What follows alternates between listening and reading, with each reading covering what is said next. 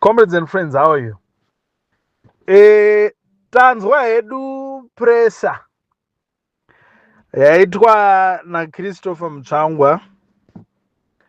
Mashoko ake tanzwa Chris Mutsvangwa.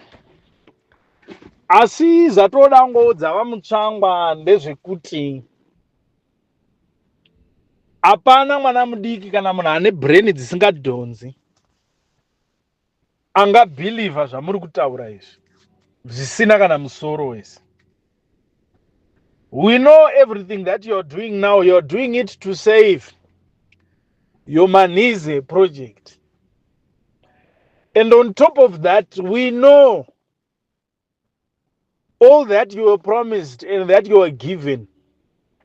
Through Garwe, zvese tozviziva, land yawakapiwa, and all the figures and everything that you were promised.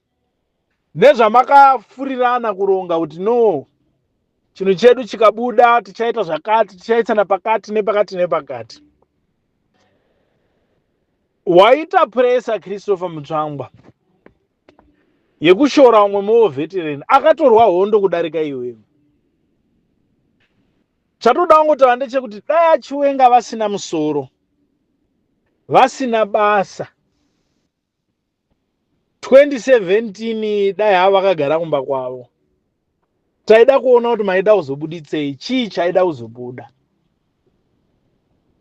We know whenever Chris Mutsvangwa speaks, he's speaking on behalf of Emmerson Mnangagwa. Because this person is a party spokesperson. This is what people need to know. And whenever he's speaking on behalf of Zigananda. By Zigananda, I mean everyone who is involved in the state capture. Vanana Wikineum, Scott, Tungwarara, Nguaya, Garwe, Mudenda, the list is endless.